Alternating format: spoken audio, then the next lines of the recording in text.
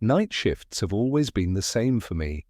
Quiet, uneventful, and dragging on like a slow-moving train.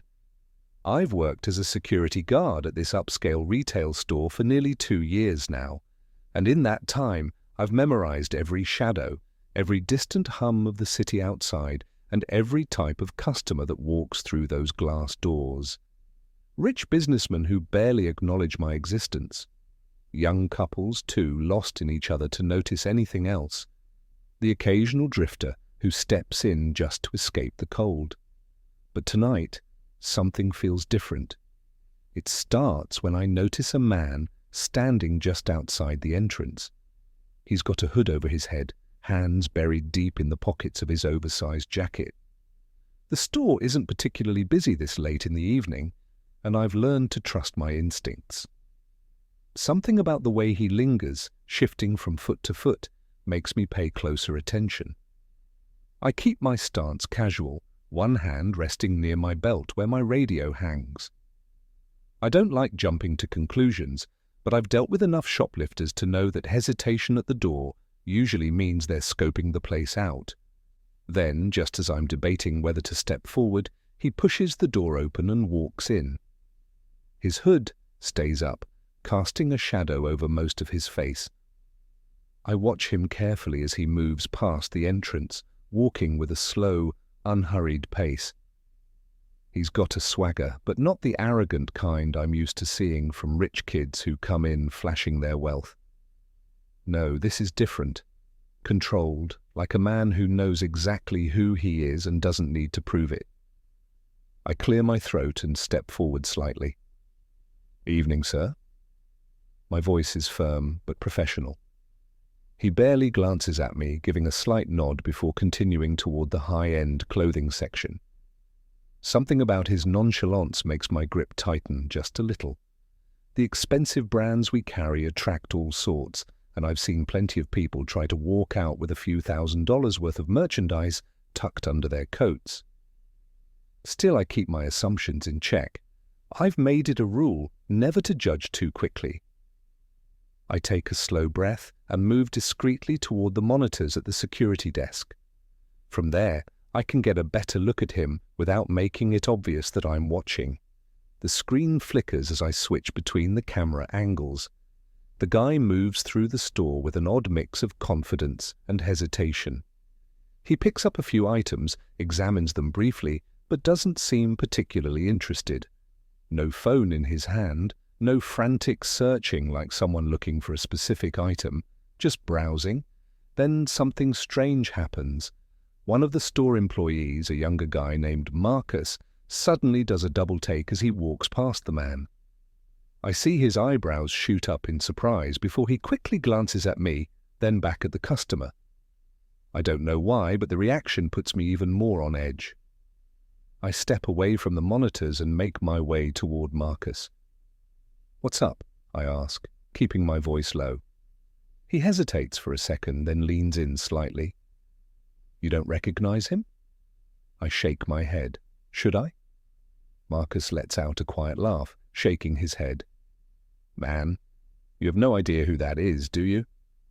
I frown, glancing back toward the hooded man, who is now running his fingers over a designer jacket like he's feeling the quality of the fabric. He hasn't made a single purchase, hasn't spoken to anyone, and yet Marcus is acting like I should be rolling out a red carpet. "Who is he?" I ask again, this time more serious. Marcus just grins, his voice dropping to a whisper. "Let's just say, you're about to make a mistake you won't forget." I have no idea what he means by that, but something tells me my quiet night shift is about to take a very unexpected turn. I watch him closely now, my instincts sharpening. Something about the way Marcus reacted bothers me. I don't like being left in the dark, especially when it comes to potential security threats. The man still hasn't bought anything. He moves through the store at a slow, deliberate pace, occasionally touching an item before moving on. Not in a way that screams shoplifter, but more like someone who's testing the waters, waiting for something. I decide to step in. I make my way toward him, keeping my steps steady and controlled. The last thing I want is to escalate a situation unnecessarily, but it's my job to make sure everything is in order. "Evening, sir," I say again, this time standing directly in his path. He stops, lifting his head slightly, but his hood still casts a shadow over his face. For a second, he doesn't say anything, just looks at me. I can't see his full expression, but I feel the weight of his gaze, like he's sizing me up. Then finally, he speaks. "Yeah?" His voice is deep, steady, unbothered. I keep my tone professional. "Is there anything I can help you with?" A slight smirk tugs at the corner of his mouth. "Nah, I'm good. I don't move." "You've been walking around for a while without picking anything up, just making sure everything's all right." The smirk fades. His head tilts slightly, like he's amused, but also measuring my words. "Didn't know browsing was a crime?" "It's not," I say evenly. "But we do keep an eye on customers for security purposes." He exhales a short chuckle, shaking his head slightly. "Right." He takes a step to the side, making it clear he's about to walk past me, but I don't move immediately. That's when I notice a shift in the store's atmosphere. A few other customers have started whispering, sneaking glances in our direction. One woman pulls out her phone like she's about to record something. Even the cashier at the counter is watching now, his eyes wide with something between excitement and nervousness. I glance at Marcus again, who is now standing near a display rack, arms crossed, wearing an expression that's half entertained, half incredulous, like he's waiting for something big to happen.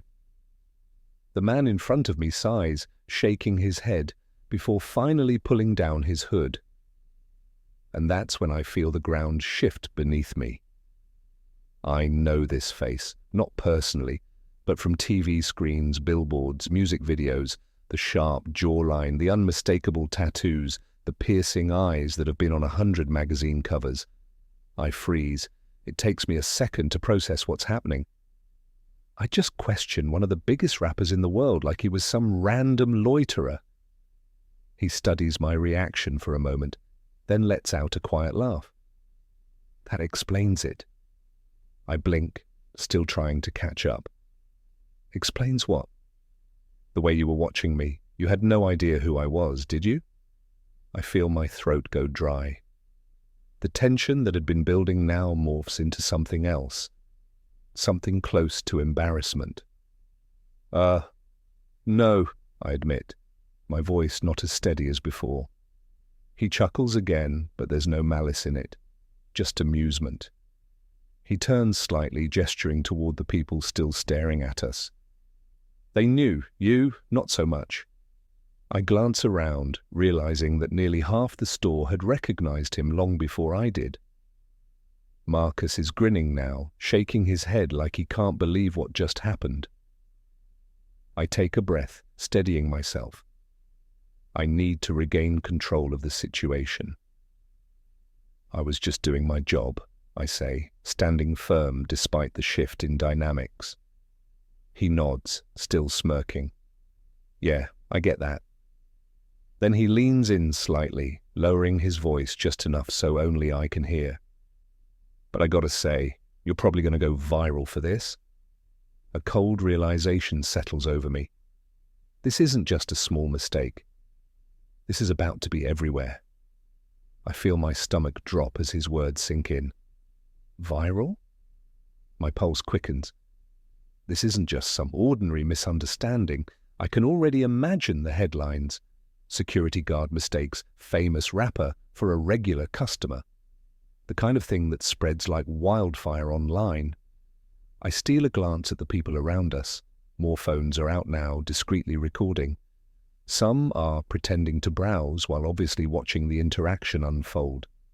My face burns, but I force myself to stay composed. The rapper, still smirking, tilts his head as if waiting to see how I'll react. His expression isn't angry. If anything, he seems entertained.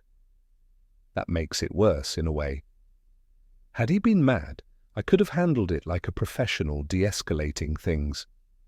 But now? Now I'm just the guy who didn't recognize a celebrity standing right in front of me. I clear my throat. Look, I didn't mean to... He holds up a hand, cutting me off. Relax, man. I'm not mad. His voice is calm, reassuring. I actually respect that you were doing your job. You didn't assume I was some VIP just because of who I am. That's rare. I blink, caught off guard by his response. This isn't how I expected things to go. One of the store employees, a young woman who's been staring at us with wide eyes, finally gathers the courage to speak. Sir, we're huge fans. We didn't expect to see you here." He nods at her, smiling. "Appreciate that." Then he turns back to me. "What's your name?" I hesitate for a second. "David." He extends a hand. "Nice to meet you, David." I shake it, still trying to process how surreal this moment is. Then, as if the situation couldn't get any stranger, the store manager rushes in from the back, clearly having heard about what's going on. He's flustered, his tie slightly askew, eyes darting between me and the rapper. "Sir, I am so sorry for any misunderstanding," the manager says breathlessly. "Please, let us know if there's anything we can do for you." His tone is desperate, almost panicked, as if trying to salvage the store's reputation. The rapper chuckles, shaking his head.